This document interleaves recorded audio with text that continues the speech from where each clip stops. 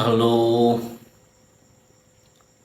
everyone, all my friends, wherever you are, sending love from here, from me, Chaya, from Cambodia. For those who are struggling finding meaning and balance for your life, who want peace for your mind, or even who want a little bit more space for yourself so that you can redefine your goal of your life or whatever that you want to achieve, whatever you want to manifest in your life.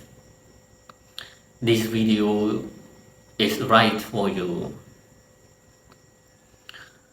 I understand how hard it is to deal with your stressful situation. I share similar experience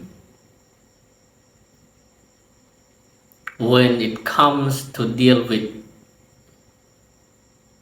too many things that keeps coming into our life one after the other,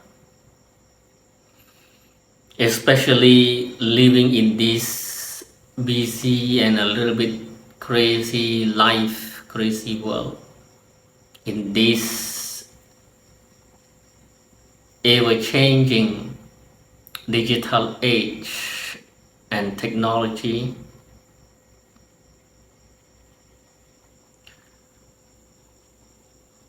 We tend to inevitably encounter so many challenges, especially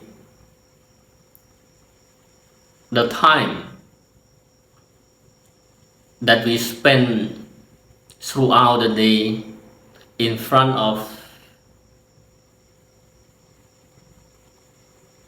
our phone or computer screen, scrolling from content to contents, consuming countless information, data, story, and it seems like everything is meaningful, attractive, important. We are living in a world that everything is important until we don't know which one is the real important one for us. I understand the challenge, the feeling, frustration, overloaded, overburdened, overoccupied, because these information, these contents, these data keep coming in, inputting in, influxing into our system, our body system, our mental system. And then without proper awareness, without proper antivirus or any cleansing tool or technique, more or less our system become overloaded, and then it creates stressful burden, depression, or sometimes very often we feel getting lost, meaningless in this life, and the goal, the purpose of our life become blur.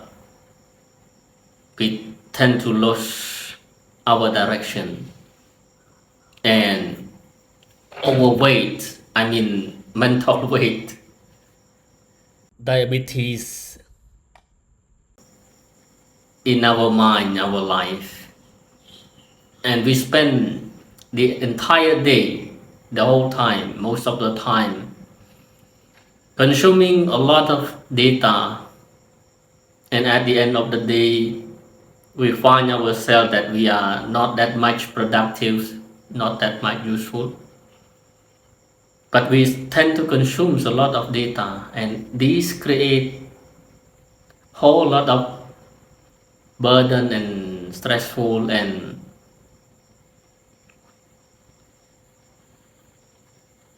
unclear image, unclear direction for our life. So today's video is intended to share with you. It's a kind of an invitation to you to have self-reflection, self-observation with me on a very simple aspect, very simple, but regarded as one of the most powerful, effective, and practical technique and tool that can have free, liberated countless people for generations, for 1,000 years. But before I start sharing this reflection, this insight with you, I would like to ask you a very simple question. Have you ever observed, have you ever wondered why in almost all religious traditions around the world, throughout human history, share this very common thing? They always, in the same way, give importance to this very simple aspect of our life, and that is to be aware of our breathing. That is the breath awareness. But why? Why almost all great enlightened masters from all religion, from all spiritual teachings, you can name it, they always share the same thing when it comes to initiate or start the journey to explore the inner world within us, in order to enable us to touch, to experience what is meant by self-realization, self-actualization, freedom, liberation, or ultimately enlightenment.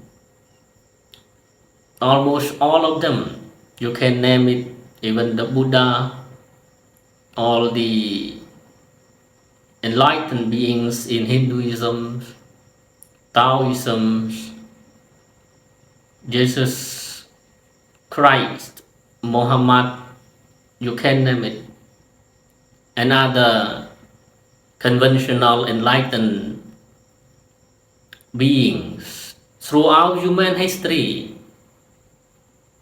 more or less, they share very common thing when it comes to tool or technique to help human reconnect within themselves, with themselves, and explore the truth within. It always, if not the most important, but at least this very simple aspect, simple part of our life, the breath has always become one of the primary focal points for spiritual development practice. You can also observe in other spiritual traditions, meditations, almost all kind of meditation, Vipassana meditation, which was taught by the Buddha himself 4,000 years ago, also has something to do with being aware of our breath. Yoga practice of Hinduism, of course, maybe not all of the practice, the technique, but majority part of yoga itself also has something to do with being aware of our breath. Even though it is a little bit different from the way the Vipassana meditation of the Buddha is. If we want to compare, yes, just to give a little bit clearer pictures and the background of the tradition, not in a sense that discriminating each other, and also today video is not going to dive deep into the advanced aspects of each meditation technique, but just to give you the background and the reason behind why. So between the two traditions, the Vipassana meditation, even though Vipassana itself does not directly involve being aware of the breath, initially before practicing Vipassana, one is supposed to practice another method, and that is called breath awareness, or in technical term it is called anapa. But for simple reason, for the ease of our understanding and communication in this video, we can just simply call it breath awareness. To practice Vipassana meditation taught by the Buddha, one first initially is supposed to practice the breath awareness, just to be aware of the natural breathing in and breathing out naturally, without mentally react or take any action, either physically or mentally, without trying to control, to manipulate the breath. Just remain naturally aware of the breathing in and the breathing out. After some times, after the mind becomes calm, steadfast, alert, and attentive enough, after the awareness becomes sharp and strong, mature enough, then one is invited to go deeper, to use that sharp awareness from breath awareness technique to observe, to be aware, to scan other part of the body and the mind, and that is called Vipassana, the real Vipassana technique. But my point is, even though Vipassana itself, which is not directly dealing with being aware of our breath, it is the second step, a little bit more advanced level. But the initial stage of the technique of Vipassana itself, it begins with breath awareness. And the core of that technique is just to remain doing nothing and remain being aware of the natural breath coming in and out flowing in and out, breathing in and out. In other tradition, especially some technique in yoga, they also have something to deal with breath, but in some technique they control, they manipulate, they redirect certain flow and directions of the breath, which has, of course, other benefit, maybe the same or maybe not the same, the Vipassana technique of the Buddha. But my point is, even though it's a different style, it's different technique, still it has something to do with breath. So again, my invitation to you today is come back to be aware of your breath. In whatever style, in whatever technique, my point is there is a reason behind why we need to be aware of our breath, why we need to be friend, to play with our breath. There is something underneath, something hidden inside our breath. Again, you can go back as long as you can. You can trace back to all the most ancient tradition of self-realization, spiritual development practice in the entire human history. They always has something very common and the same. It's always begin with our breath. In Tantra, which is a little bit different and a little bit, according to me, a little bit more beautiful than other tradition, yoga or even Vipassana, to me, according to me and my experience, they also have something to do with breath. I mean Tantra.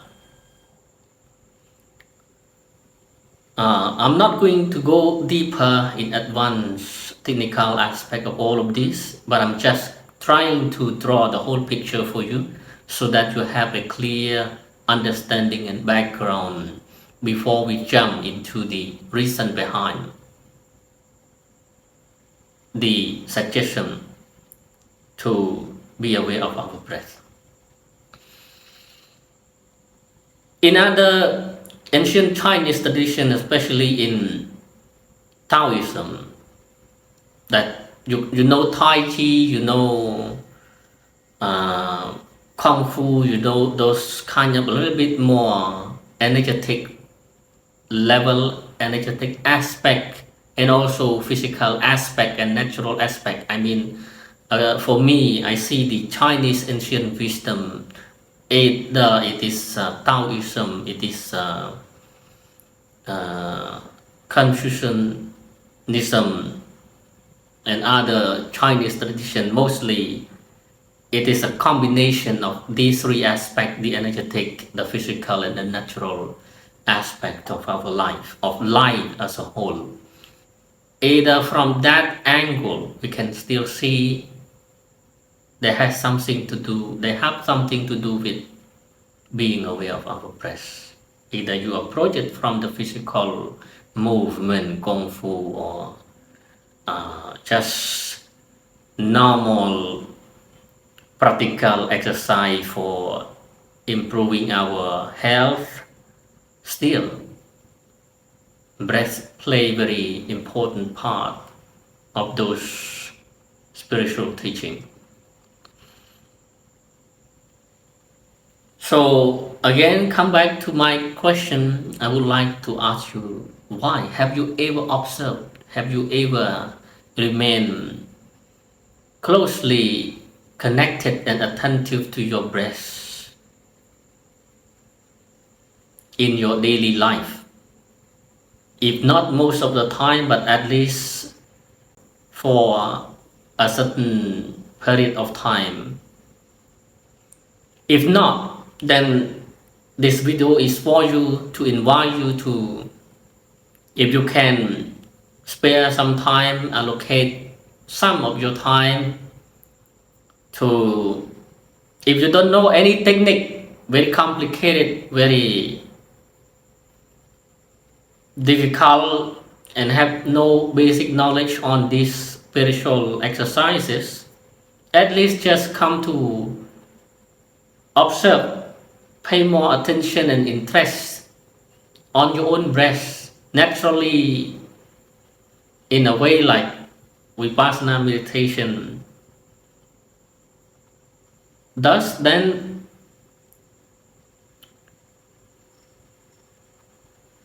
at one point you will see something, you will experience something, especially it might have improved your quality of your life.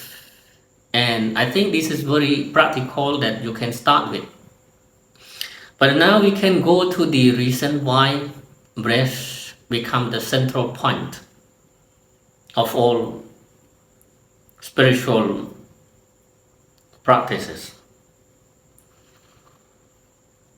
First, we can start with physical level. We can approach breath from physical angle. You can, I think you are familiar with this, when our body is in a comfortable, in a normal condition. For example, when you are normally sitting in a peaceful, relaxed environment, talking with your friend, relax in the cafe or on the beach, you can see that the flow of your breath become more calm and relaxed and peaceful, not much strong, not much with force. But when you move too much, you use your body too much, you consume power, a lot of energy, you need more oxygen to supply into your body system. For example, when you run, you go to gym, or something threatened to you, or when you lift up heavy weight, I mean, in whatever case that you use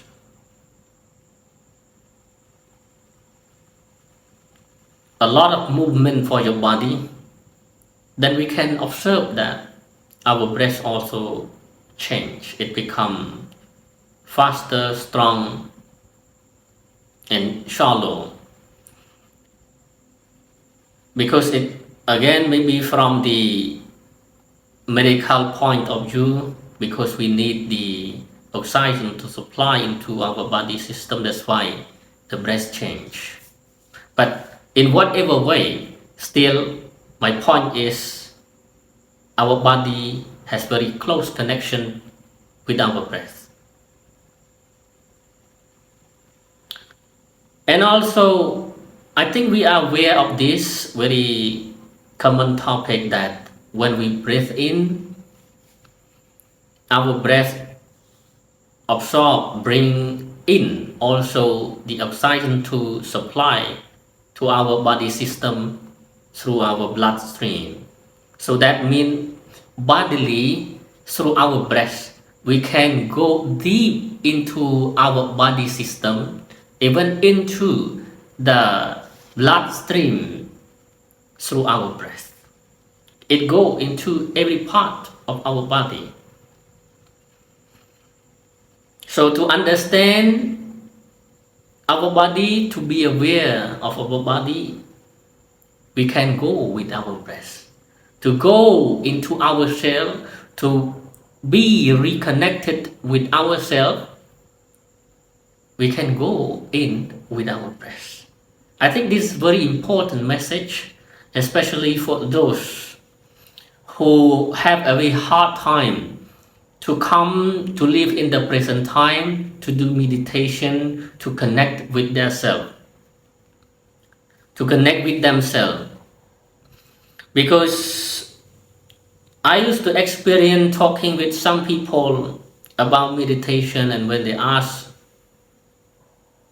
ask them to start meditation because they complain about the difficult situation, the stressful life, the depression in their life, and so many problems come into their life. So when we suggest them to do meditation, very simple, just to come back to our body, and that is meditation. Body is in this present moment. We don't have body in the past, we do not have our body in the future. We only have this body in this very present. So when we come to touch with our own body, that means we come very close to the present. And when we can be present, remain in the present, that means we are meditating. But they still have very hard time to come to be aware, to live within their own body. So when you have this difficulty, it's not easy for you to come back to your own body, because it becomes a mindset, a habitual action for you, that you are trapped in digital age, digital technology, and thinking too much. Then I understand it's very hard for you to remain being aware, to come back with your body, to be in present moment. So there is a way for you if you want to be more alert and relaxed and calm and peaceful, to be reconnected with yourself and in present time. Then start with your breath, because again, you just see that breath has very close connection with our own body. When you sit, you sleep, you are in a comfortable postures, your body change, it become calm and relaxed. And when you run fast, when you are fighting, for example in boxing, your body also rush. It also change according to the movement of your body, because it has a very direct, correlated, close connection with your body. So this is one aspect, the reason why breath is important, to reconnect with our body, come back to be aware with your breath. But we can go even further, even deeper into ourselves, beyond our body, through our breath. Breath not only has very close connection with our body, but also very close connection with our mind, with our core of being, with our spirit, or even with the Buddha, with God, with the universe. Because you can see, I can say, to make it simple, I don't want to be complicated topic for you, to mention something very complicated for you, but we can divide, we can classify our mind into two levels. I think that is very common, and some people, they are familiar with this also. We normally call it conscious mind and unconscious mind, or we can say in simple term, apparent mind, conventional mind. I mean the mind that use these six senses to connect with the outside world, that we think, we smell, we touch, we hear, we see, we speak, we communicate with the external world. That is the upper level, the superficial level of our mind. And then the other layer of our mind, that is called unconscious mind. You can see the term implies unconscious. It means even though we are unconscious, still we are not dead. We do not die yet, but still we are living. But sometimes, even though we are living, but we are unconscious, and the mind still function. That's why we call it unconscious mind. For example, when we go to deep sleep, even beyond dream, or when we are unconscious because we got some accident, we got something crash, car accident, or someone hit, poke at the back of our head, and then we fall down, we unconscious. Our friend come to help us, to touch us, we are not aware, we are sent to the hospital, our breath still in and out, but we are not aware. The question is, are we already dead? No, we are not. We are still alive, we are still living, but we are unconscious. That means we still have our mind, but that mind is a different mind because it is not functioning in a way that we see, we touch, we hear. So you can see these two separate levels, two separate layers of our mind. But why I talk about this mind, I'm trying to link, to show you the correlation between breath and our mind.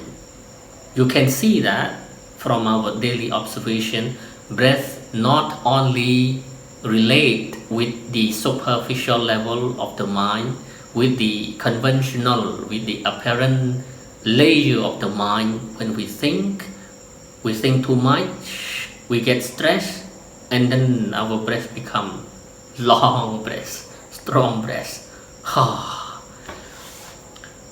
When we are in a normal mode of thinking, we breathe normally, and when we get irritated or angry, our breath change. It becomes strong, or sometimes even have a temperature change within our breath. It becomes a hot breath, full of fire. In our normal life, we see, we hear, we touch, we use the upper level of the mind, the conscious mind. Still, we have breath in and out. And the situation, I mean the natures of the breath also change based on the condition of our mind that we use in daily communication. When we get excited, when we get happy, our breath also change. When our mind becomes peaceful, we also change. When we watch TV and see something terrible, our breath change. You can see all of these simple aspect and correlation between breath with our mind. So my point is to understand your own mind, to see your mind, to really penetrate deep into your mind, to understand yourself. You can go with your own breath, just being aware of your own breath. Then you can touch, you can experience, you can play, you can see your mind. And when you can see your mind, you can see your habits, you can see the reason why you are happy, the reason why you are suffer, the reason why you behave in a certain way. And when you can touch all of this, you can improve, you can change yourself. My point is, you can go deep into yourself to understand yourself, to understand your own mind. You can go with your own breath. Why? Because breath can go, not just can go, but it always go and connect with your mind. I'm still talking about the upper level of the mind, the superficial level of the mind. Even though the second level, the deepest level of our mind, the unconscious mind, still, by using the thinking mind, the superficial mind that we use in daily life, we cannot go deeper. We cannot reconnect, we cannot connect, we cannot go into that unconscious level by using our thinking mind and the super level mind that we use in speaking and communication with the outside world like this. No, you cannot, because it has a different function, and it also functions at a different level. So in order to go deeper into yourself, you can still go with your own breath. Why? Because even though you are unconscious, as long as you are still alive, you're still living, you are not dead yet, breath still working with that unconscious mind. I just gave you an example that when we are crashed by car or certain accident and we fall faint, we go to the hospital a few days and we are unaware. Still breath still connect with us. First it still keep connecting with this body because to pump the air and bring life to keep this life alive, because without breath there is no life. Even though a single life on earth, in this universe, in this nature, not just the smallest of the animal, even though the single cell animal that has only one cell, no other part of the body, one cell, still as long as it is alive, it has breath. So breath has very close connection to our life. To understand our life, go with your own breath. Go with your own rhythm of your breath, your own rhythm of your heart. Then you can realign your life, yourself with the rhythm of the earth and all force of life in these natures, in this world, in this universe. Now come back to experiencing ourselves at the unconscious level through our breath.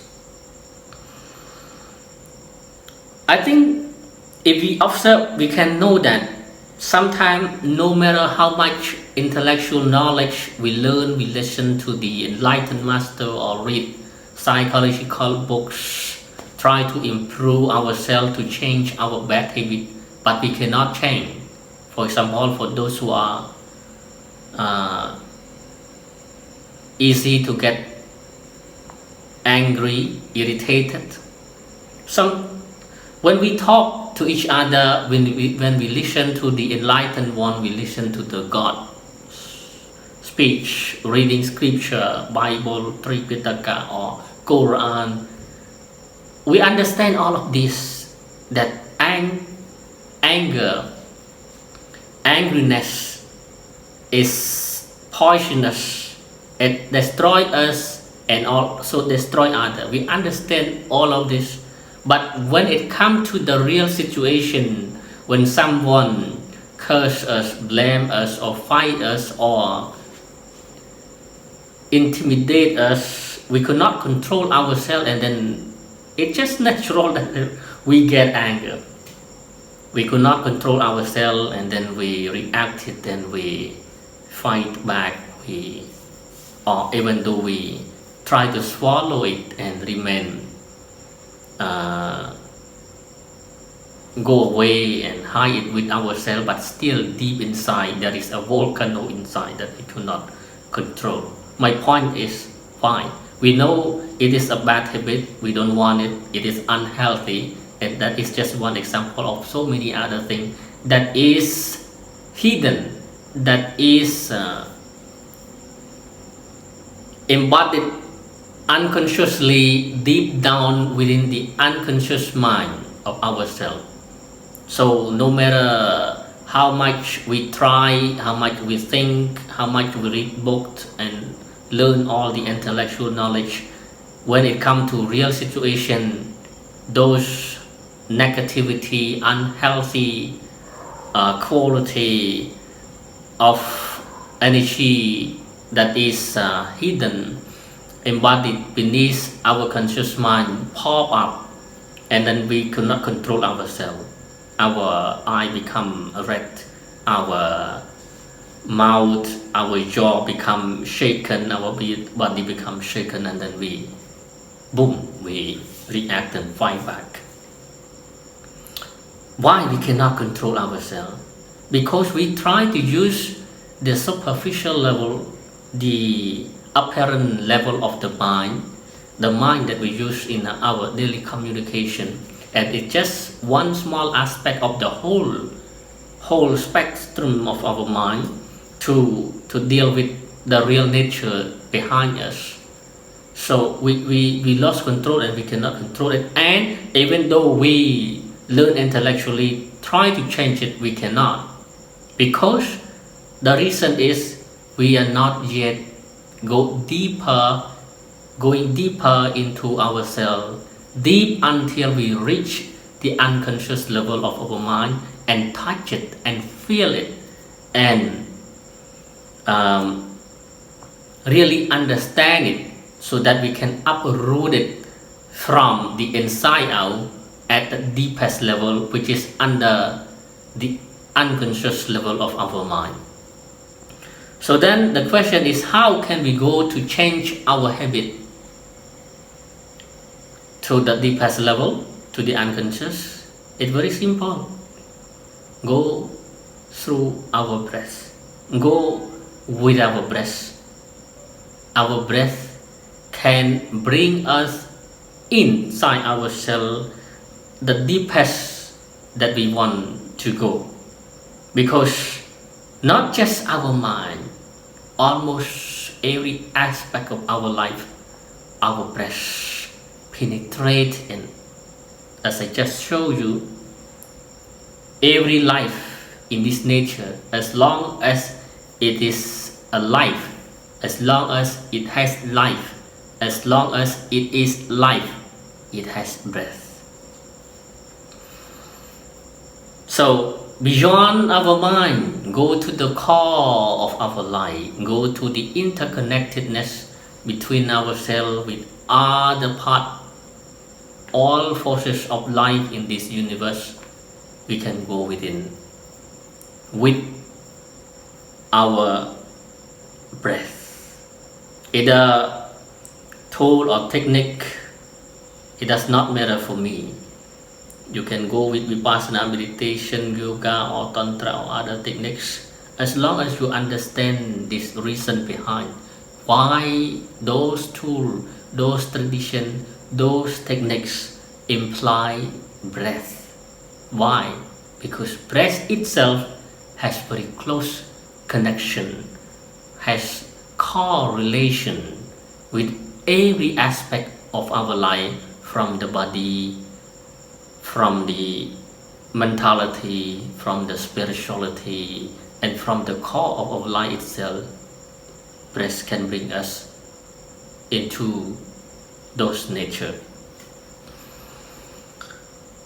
So yeah, this is one aspect of our life that you can start with to bring back your attention, your interest and your awareness from the outside world, your energy from the outside world, to reconnect, to empower, to refresh, to revitalize your own life. You can start very simple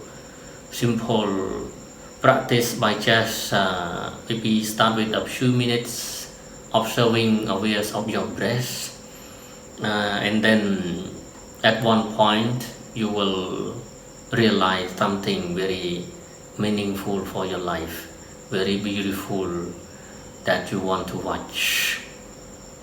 Actually, breath awareness has many aspects, many level of techniques, and it can be employed into different purpose of our life. For example, for meditation, for calm down our mind, what kind of breath technique we should use, for energize our body and our life in order to use it for achieving a certain goal, for business, for our work, for prolong our endurance within our work or our business. We have other technique, other tool that still use our breath. For health improvement, for health development, there is another way of breath technique. I mean, when we talk about breath, it it's better that we not confuse it's meditation, everything is meditation. No, meditation is meditation, to calm down your mind, to be nothing, to remain nothing, to recharge yourself, to reconnect yourself with your core, with God within, with the Buddhahood within. Then maybe meditation technique by observing a certain way of breath can be helpful. But if you do not want to be calm, you do not want um, to be in meditative state, but you want to use this body to do something else, then maybe some practice of some yoga technique can help you for that. My point is, better not confuse between yoga or meditation or other type of breath technique as single label, single names as meditation. Meditation is meditation. Vipassana is vipassana, it's not a meditation. It has a different technique, and tantra that use breath technique to improve our experience between God and animal become one, and to improve our understanding and sexual health. It has a different way of breath technique implied. So we can discuss this further and share each of these techniques through other video. But for today topic, I think we already covered together that what are the reasons behind breath awareness, that we can see evidence in almost all religious spiritual tradition in the world. And I think some of you might understand this and can make use of this reflection. And any impression or question or comment, you can comment in this video below. Thank you and enjoy your life. Even though the single cell animal that has only one cell, no other part of the body, one cell, still, as long as it is alive, it has breath. So breath has very close connection to our life. To understand our life, go with your own breath, go with your own rhythm of your breath, your own rhythm of your heart. Then you can realign your life, yourself, with the rhythm of the earth and all force of life in these natures, in this world, in this universe.